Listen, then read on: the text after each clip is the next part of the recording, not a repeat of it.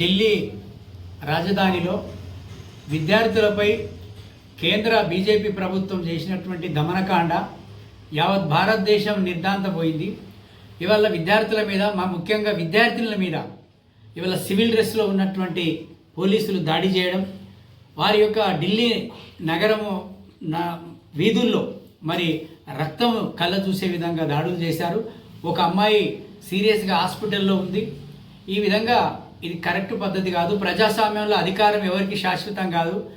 విద్యాశాఖ మంత్రి వైఫల్యాన్ని నిరసిస్తూ రాజీనామా చేయమని చెప్పి ఆందోళన చేస్తున్న విద్యార్థులకి సమస్య పరిష్కరించే విధంగా కేంద్ర ప్రభుత్వం చర్యలు తీసుకోకపోగా నిర్బంధాన్ని ప్రయోగించాలని చెప్పి చూస్తూ ఉంది. కాబట్టి ఇలాంటి నిర్బంధాలు చరిత్రలో అనేక నియంత్రణలు చేశారు. ఆ నిర్బంధాలకి వ్యతిరేకంగా ప్రజల పోరాటంలో వాళ్ళు కాలగర్భంలో కలిసిపోయారు. ఇది కూడా అంతే ఉంటుంది. కాబట్టి ఇప్పటికైనా ప్రజాస్వామ్యబద్ధంగా వాళ్ళు ఒక చేతిలో జాతీయ జెండా, ఒక చేతిలో భారత రాజ్యాంగ నిర్మాత బాబాసాహెబ్ అంబేద్కర్ ఫోటో పట్టుకొని వాళ్ళు ఈ ప్రజాస్వామ్యం మీద సంపూర్ణ విశ్వాసాన్ని ప్రకటిస్తూ శాంతియుతంగా నిరసన చేసేటువంటి వాళ్ళని ఈ విధంగా దాడులు చేసి వారిని హింసించడం అనేది అది మంచి పద్ధతి కాదు. ప్రపంచవ్యాప్తంగా ఈ దృశ్యాల్ని చూస్తూ ఉన్నారు. భారతదేశ పాలకులు తన ప్రజల మీద ఎలాంటి నిర్బంధాన్ని ప్రయోగిస్తుందని చెప్పేసి ప్రపంచమంతా చూస్తూ ఉన్నారు.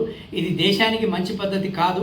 ఇది దేశ యువతకి మరి వాళ్ళని సన్మార్గంలో నడపాల్సినటువంటి పాలకులు వారిని ఈ విధంగా హింసించి ఈ దేశం మీద, ఈ దేశ భవిష్యత్తుకు నిర్మాతలే కాబోయే వాళ్ళని ఇట్లా హింసించడం అనేది ఇది మరి ప్రమాదం అని చెప్పేసి ఈ సందర్భంగా బహుజన్ లెఫ్ట్ పార్టీ దీన్ని తీవ్రంగా ఖండిస్తూ ఉంది.